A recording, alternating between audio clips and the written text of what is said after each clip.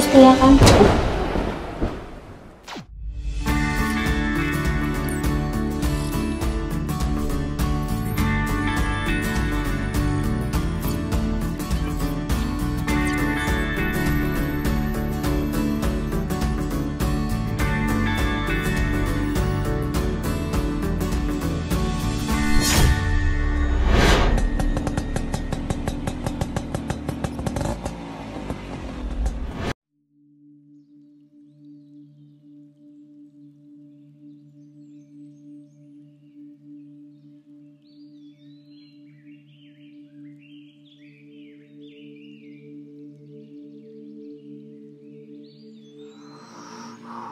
Astagfirullah.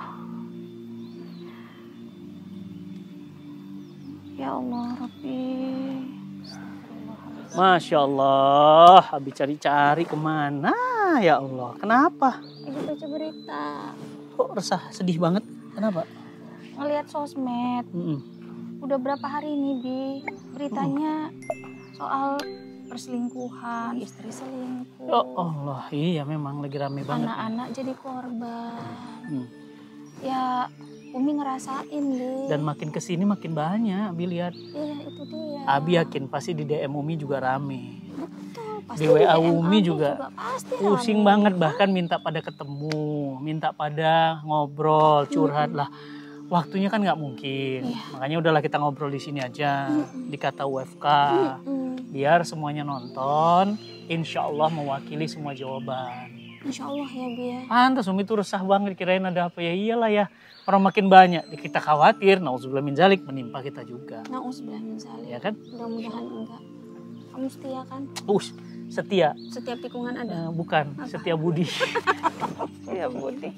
Abi, kenapa sih, Bi? Orang itu selingkuh, Bi. Maksudnya kan dia udah punya pasangan yang halal. Ya. Dulu dia nyari, sekarang dia udah dapet. Harusnya kan tenang ya, Bi ya. Karena kan nafsunya ya, syahwatnya, rasa cintanya itu kan udah ada gitu, Bi. Tempatnya berbagi. Kenapa, Bi, masih selingkuh? Ya, jadi gini, selingkuh itu ya ada banyak faktor. Pertama memang faktor internal juga ada, faktor eksternal juga ada. Internal faktor manusia, yang namanya manusia itu ada kecenderungan baik dan buruk. Di dalam diri manusia ada potensi. Makanya kita lihat kan, selingkuh itu bukan hanya menimpa artis, bukan hanya menimpa pengusaha, bahkan dai juga ada. Ya kan?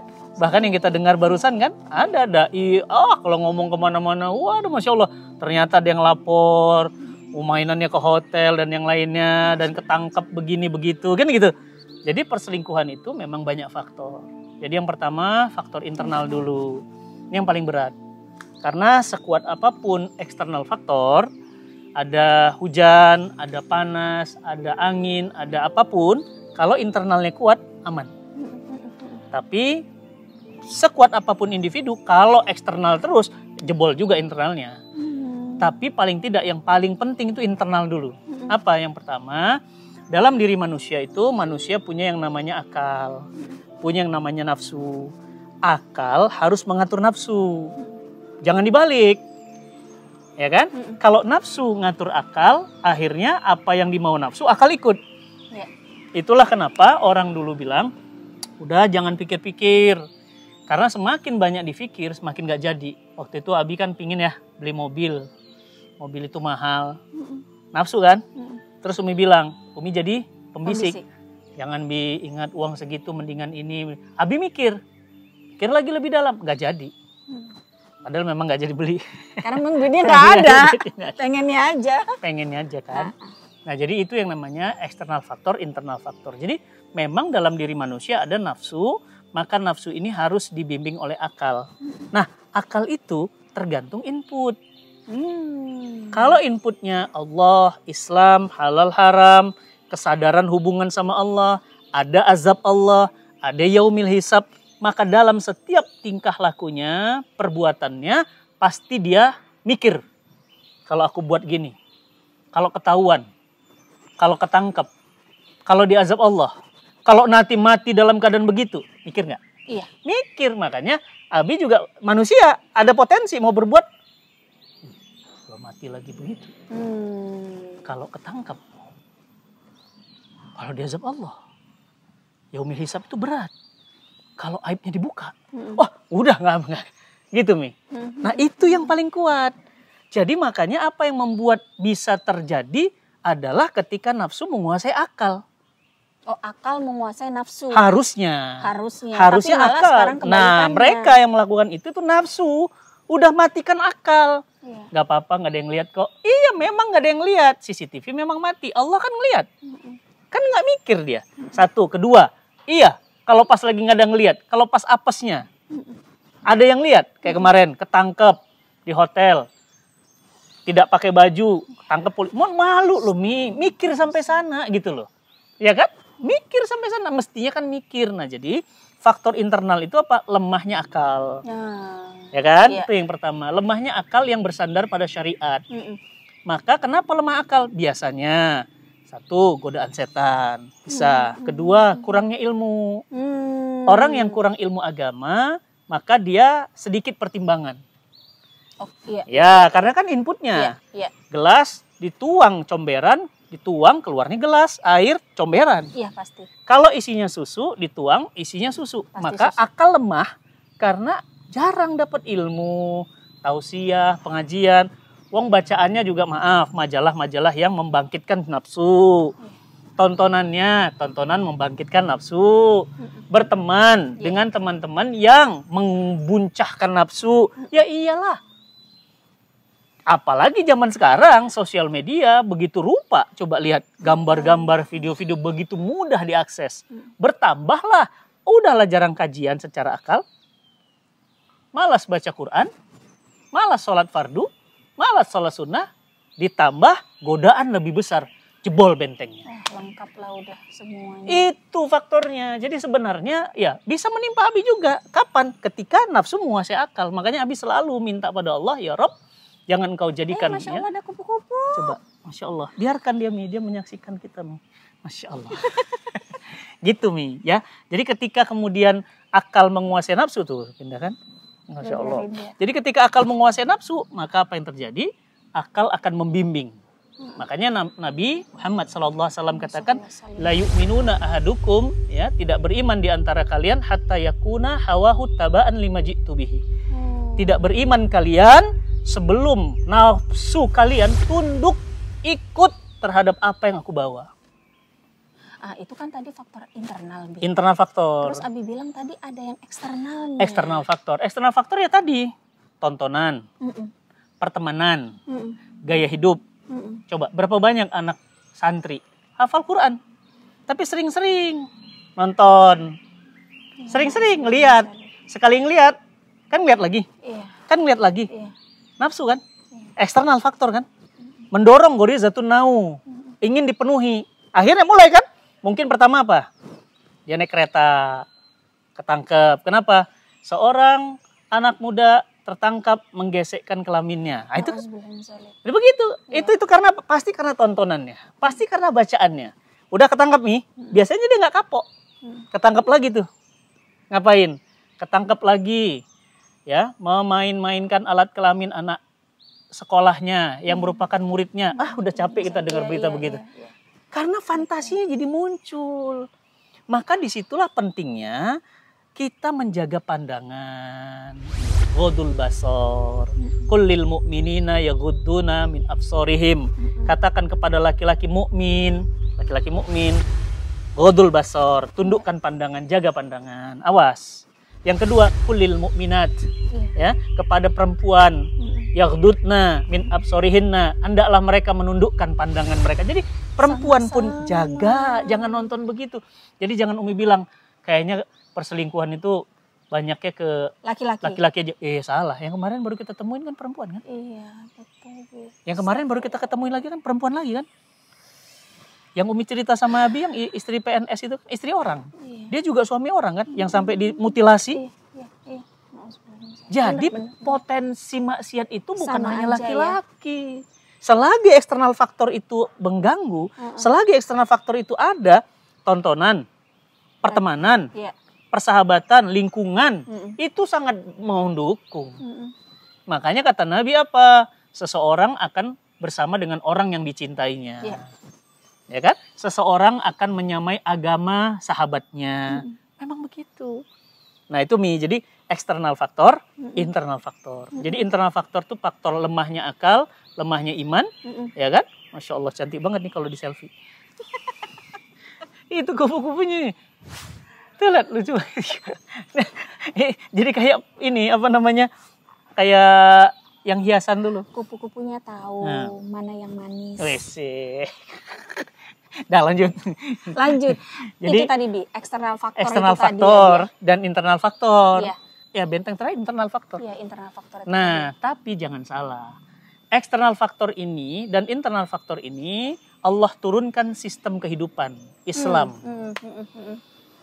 Makanya kalau lingkungan kita sistemnya sistem Islam, nggak akan ada pornografi, nggak akan ada porno aksi, nggak akan ada buka aurat di depan publik, nggak akan ada yang namanya judi, nggak akan ada tempat pelacuran bersih. Kalau sistemnya sistem Islam, tapi kehidupan kita hari ini bukan sistem Islam. Nah, karena bukan sistem Islam, maka ada judi, ada LGBT, ada macam-macam. Jadi ibarat Umi masuk ke pasar becek, terus minta nggak kotor. Ya nggak bisa lah. Namanya masuk pasar becek. Iya, udah pasti. Kalau enggak, mendingan Umi masuk aja ke pasar modern namanya, bersih, tradisional nggak mungkin. Kenapa? Ya barangnya barang tradisional, tapi nggak akan kotor lumpur. Yang mana namanya masuk pasar becek, maaf, ada ludah di situ, ada dahak di situ, ada orang yang pipis di situ. Ya memang begitulah lingkungannya dan sistem dibiarkan kan? Iya. Dibiarkan buang dahak, dibiarkan LGBT, dibiarkan pedofili. Nggak ditangkap, bahkan disupport. Berarti bukan cuma solusi secara individu ya, tapi juga perlu adanya sistem. Mohon maaf buat para guru. Ya mohon izin dengan keterbatasan ilmu kami. Solusi itu nggak cukup sekedar nundukin pandangan. Kan nggak mungkin, tunduk malah kelihatan betis. Dan fitrahnya manusia, tunduk lihat lagi, ada lagi. Tunduk lihat ada lagi. Lah tunduk di handphone kan ada. Iya. Jadi nggak selesai dengan tunduk pandangan. Yang kedua apalagi dia bilang, jangan kholwat. Iya, justru sistem sekarang membiasakan kholwat.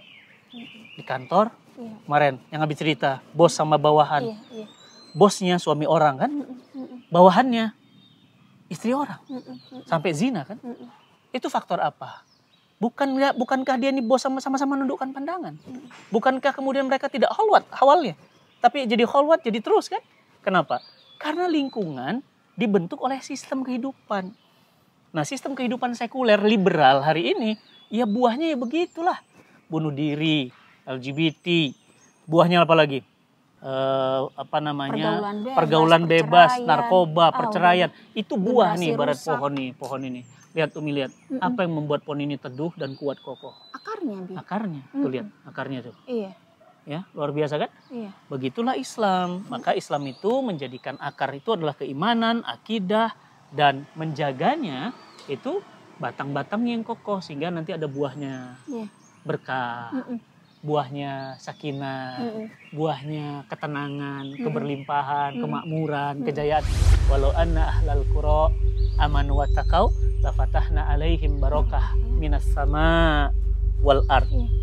Jika sebuah negeri beriman tuh kan dan bertakwa, maka aku akan curahkan berkah dari langit dan dari bumi. Ya Allah. Walakin kadzabu, ya kan, akan tetapi mereka mendustakan ayat-ayat kami, maka kami siksa mereka karena perbuatan mereka sendiri. Jadi kalau sekarang orang ngeluh LGBT, ya tontonan LGBT banyak nih. Ingat nggak? Zaman dulu kasetnya kan pakai Betamax tuh, ya kan? Yang masukin, berubah jadi CD. Iya. CD sekarang udah nggak ada lagi. Dulu ingat ya kan, ada laptop ada CD-nya. Cetek, seret. Sekarang udah nggak ada CD. Sekarang CD mana? Udah habis. Ganti apa? Flash disk. Flash disk sekarang udah nggak pakai lagi. Udah nggak ada lagi. WiFi nih. Betul. Lebih ngeri dampak. Iya. Di kantor bisa akses, di kamar bisa akses, di hotel bisa akses. Bahaya. Maka tidak ada perlindungan lain, pasti perlindungan Allah. Tapi Allah menurunkan syariah sebagai sistem perlindungan. Nah, kalau kita mengabaikan syariah, ya hancurlah kita. Nah, jadi teman-teman semuanya, Ummu Sajat dan saya prihatin banget dengan kasus-kasus yang merebak hari ini. Perselingkuhan, perceraian, bahkan perceraian itu kata Kementerian Agama meningkat 400%. Bahkan bukan cuma perceraian, anak-anak yang sekarang tanpa orang tua meningkat. Indonesia dinobatkan sebagai negara fatherless. Kasih sayang orang tua hilang. Istri sekarang banyak yang menjanda dan akhirnya apa? Ya demi nafkah akhirnya maaf ya, sudah tidak buka-bukaan, sudah tidak lagi menjaga ifahnya. Demi nafkah loh. Ya nggak begitu juga. Apakah harus gitu? Ya kan? Apakah tidak ada lagi cara yang lain yang halal yang berkah? Jadi begitulah. Jadi ada banyak faktor sebetulnya. Banyak faktor. Bukan cuma dua individu suami istri saja. Iya. Tapi kita yang ada di sekitarnya juga harus ikut aware. Disinilah kita sebagai seorang mukmin muslim, ya kan? Kita selalu ingat kata Nabi Sallallahu Alaihi Wasallam, ittaqullah haitsumma kunta. Bertakwalah kamu dimanapun berada. Bertakwalah di rumah, bertakwalah di sekolah, bertakwalah di pesantren. Oh, di pesantren kok takwa? Justru di pesantren sering kejadian. Bertakwalah di kantor, bertakwalah di mimbar, bertakwalah di hotel. Takwa, takut pada Allah, takut akan azab Allah. Ya kan? Yang kedua, masyarakat yang menjaga. Nah, jadi masyarakat juga ngontrol. Jangan sampai masyarakat akhirnya apa? Cuek. Iya, betul. Biarinlah. Iya, bukan anakku, bukan keturunanku, bukan suamiku, bukan suamiku. Ya kan? Masyarakatnya ikut ngontrol. Yang ketiga, negara juga harus menerapkan tadi syariat. 3 poin ya, Bi. 3 poin itu solusinya. Selagi 3 poin itu nggak ada, ya terus akan ada begini terus.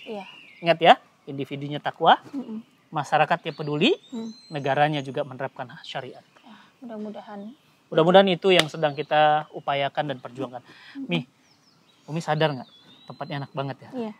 Ini namanya Amanuba Resort. Di Bogor. Iya. Tempatnya adem, nyaman, kalau suasana hutan. Kalau kata orang hidden gem. Hidden gem. Gem apa gym? Nah di tempat ini nih, Abi ingat, ini tempat acara yang kita selalu persembahkan dan selalu full booking. Untuk Pasutri Family Camp. Betul. Kenapa Abi bikin Quranic Family Camp? Karena Abi capek nanganin kasus perceraian, KDRT dan macam-macam. Pulang Quranic Family Camp, Ustadz terima kasih. Rumah tangga kami harmonis lagi. Kayak baru nikah sebulan. Aduh ya Allah, habis senang banget. Ustadz makasih, Masya Allah selama 2 hari.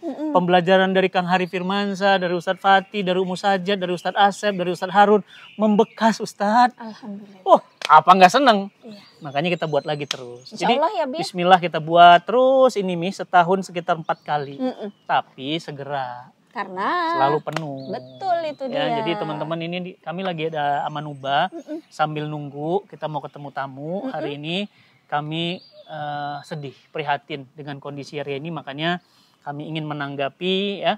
Mudah-mudahan kita semuanya Allah jauhkan dari kasus-kasus isu perselingkuhan, perzinahan, LGBT dan semua yang merusak rumah tangga. Iya, karena benteng terakhir keimanan seseorang itu, ketaatan seseorang itu ya rumah tangga, keluarga, ya Bi ya. Kalau udah di luar hancur, di dalamnya hancur, terus mau jadi apa? Ya. Makanya ya Bi, bismillah kita bikin Quranic Family Camp dan kita pengen banget semua keluarga Indonesia ikut jadi bagian dari Quranic Family Camp. Amin. Nah, Umi juga harus sabar. Karena ya Abi yakin tuh, Abi lihat tuh tadi di DM banyak banget curhat, air mata, gambar air mata, nangis semuanya. Umi harus sabar juga. Dan Umi harus full tank baterainya. Karena kan itu kan nyedot baterai. Iya. Nah Umi harus ngecas juga. Makanya disitulah pentingnya Umi tuh ngisi kajian dan diisi. Belajar. Diisi, ngisi. Ajarin aku terus ya. Istiqomah terus Mi, semangat terus Mi. Temenin terus ya. Mi, di sini ada kopi jalan-jalan enak banget kopinya. Kita ngopi di situ. Yuk. Ya. Kita ngopi dulu. Ngopi dulu.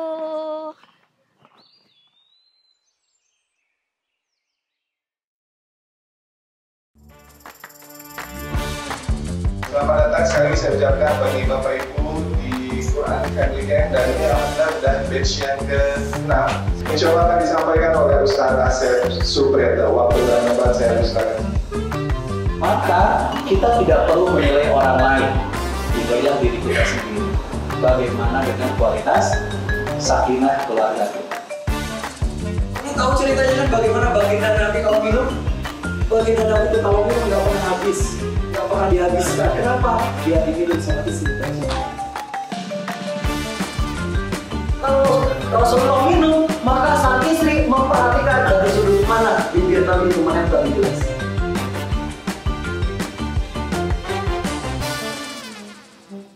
Mohon dulu sama pemiliknya. Ya Allah, ini adalah milikmu. Berarti sekarang belum cium arah anak kita.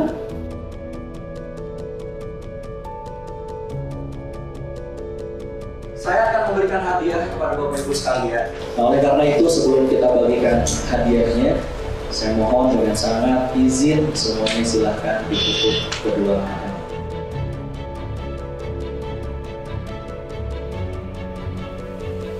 Saya tuh kalau lagi marah, tipenya diem. Sementara suami kalau kita punya masalah, inginnya itu diomongin.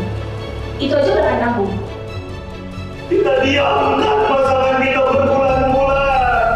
Lihat anak-anak kita. Mereka tumbuh besar tapi asing dengan orang tua kita.